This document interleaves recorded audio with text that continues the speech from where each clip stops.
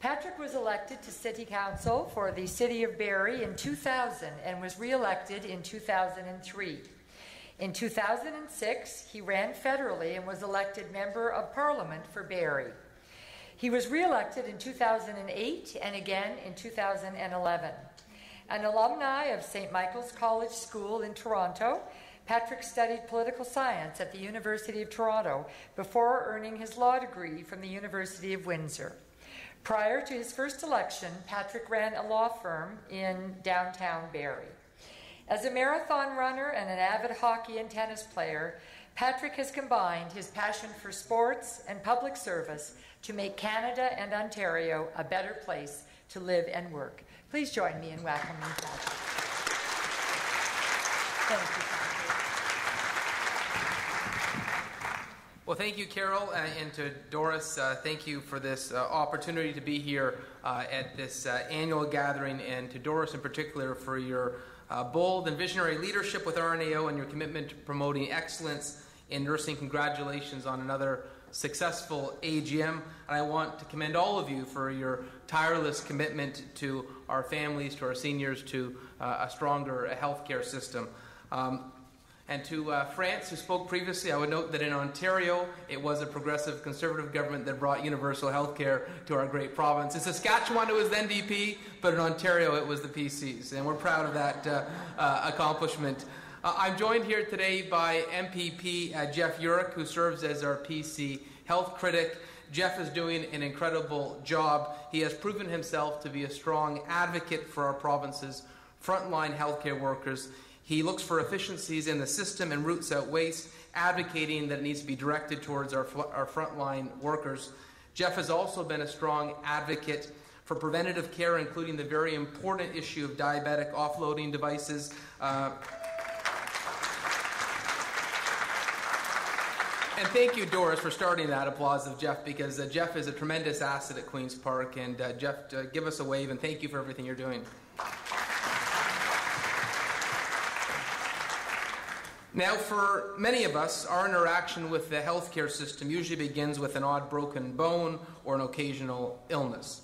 For me, when I think of healthcare, I'm reminded of my grandmother. I think I mentioned this last year, but at Queen's Park, I have my late grandmother's volunteer certificate. She was a blue coat at RVH for 45 years,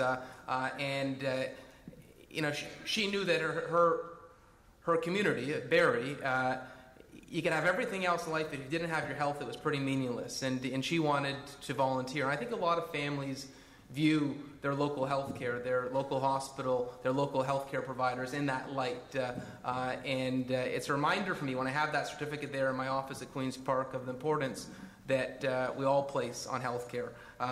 Registered nurses and nurse practitioners are the backbone of our healthcare system.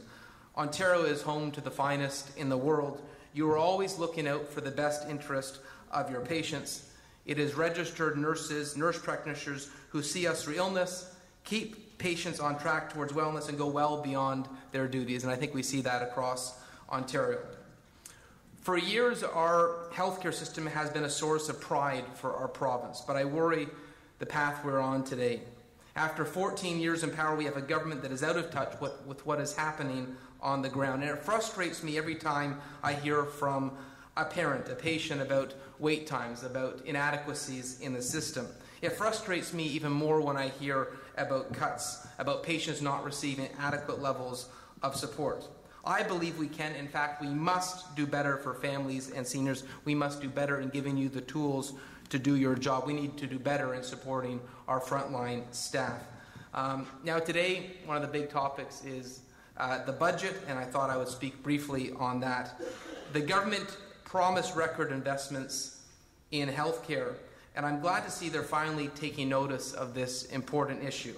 After freezing hospital budgets for years, and the reality is you have hospitals year after year after year at zero, and collective agreements are well beyond that, what you see is cuts. What you see is cutting corners. And maybe in year 1 or 2, the hospitals were able to find a rare efficiency here or there, but what it ended up resulting on was major cuts in every hospital in Ontario, and it wasn't sustainable. The reality is, and Doris reminds me of this regularly. In Ontario, we now have the lowest RN ratio in Canada. And that's shameful. That should not be the case in a province like Ontario. The lowest RN ratio in Canada of all the provinces. We have to do better. And certainly, when I think of our acute care hospitals and the ongoing replacement we are seeing of RNs by RPNs, this is happening very intentionally and very deliberately by the government, and it's not right. And Doris, thank you for your advocacy on that. So when the government talks about their record investments, I think of what I see when I visit different hospitals, the stories I hear in the community. It's one thing to have an announcement at Queen's Park and hearing the minister say we're going to make record investments, but talk is cheap if it's not matched on the ground. And I can tell you, when I went to Windsor, I heard about 120 nurses being cut. When I went to North Bay Regional Health Centre, I heard about 350 frontline jobs that were cut. St. Joseph's Healthcare in Hamilton, 60 registered nurses. Doesn't sound like record investments when you're seeing nurses that are being cut across the province. Frankly, I'm worried this is simply, we're 12 months, 13 months from an election. It's easy to say you want to do better, but you've had 14 years to do better. You've had 14 years to stop cutting nurses, and it seems to be a little too late and a little too close to an election for me to actually believe that. And frankly, my concern is if they win the next election, then they'll just go back to their old ways. The old ways of cutting when no one's noticing, cutting when they believe they can get away with it. And certainly as progressive conservatives, we're going to continue to point that out. What more, this budget fails to address the ever-expanding, unnecessary executive bureaucracy. I've seen a government that has invested in administration. You saw the AG's report on home care, 39% on administration. And now I look at Bill 41 and the CCACs. When I hear about the changes, the evolutions we're seeing in healthcare, and the news that we're going to have these new sublins, 80 sublins. The last thing we need is more bureaucracy. I want every resource we have to use to frontline care.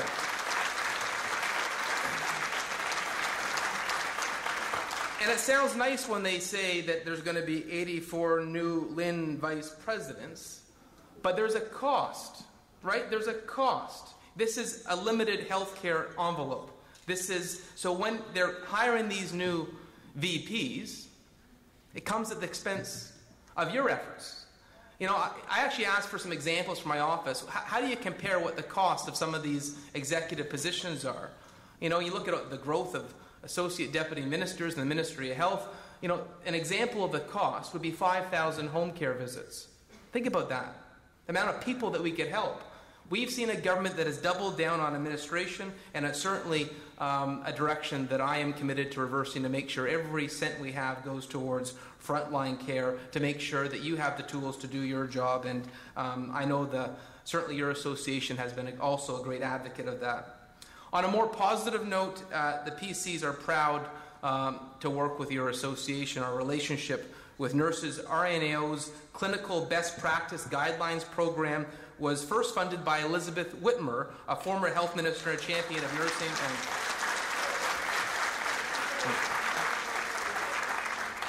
Terrific, wonderful, and thank you for acknowledging that, Doris. These guidelines have been translated into many languages and are implemented in over 300 organizations in Ontario alone, as well hundreds more around the world, and it's nice to think of Elizabeth Whitmer and that accomplishment.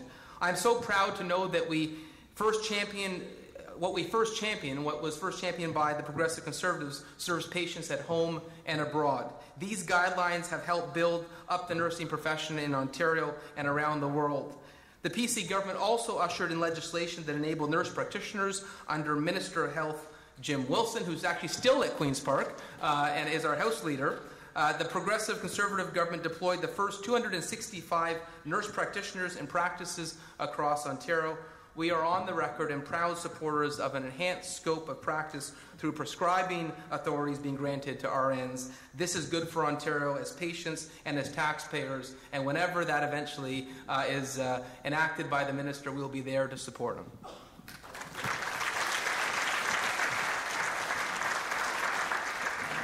And when the RNAO speaks about embedding or locating care coordinators in primary care, we say the time has come, and we certainly have we're unequivocally in support of that advocacy. Strengthening primary care is vital to have a high-performing health system, and my team has been supportive of RNAO's ECCO model since it was first launched in 2012.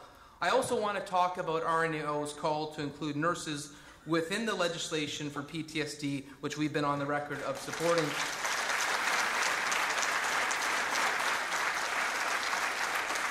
And I know last year we heard the Minister of Health say he supports it too, and he'd try to nudge the government. Well, we're tired of waiting. This should be a no-brainer. This should be something that every party at Queen's Park supports. Our nurses are the front lines at times of disaster. You look at SARS, you look at the real dangers that you can see as a frontline provider, and it was disappointing it wasn't initially included, and we'll continue to challenge the government not to delay on this. If they're actually committed, if they actually support this, we don't need any debate on it at Queen's Park. It's good common sense, so enough delays, and Doris will do our best to hold Minister Hoskins to his feet on that one. Now, I just wanted to close by saying we are absolutely, as Ontario Progressive Conservatives in our caucus, committed to supporting nurses, to work with you to build a better healthcare system. And I've expressed to Jeff and Francesca, and actually Natalia, who is one of your members who used to work on my staff, who's on our Policy Advisory Committee, that we are eager to continue to be your voice at Queen's Park, to relay your concerns and make sure that if the government doesn't do it, that we're in a position in 13 months to make sure that you have a great partner in supporting healthcare in Ontario. And thank you so much for this opportunity to address you today.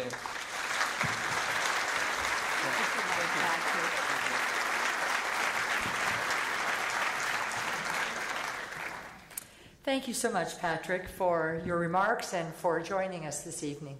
That's great. And actually, your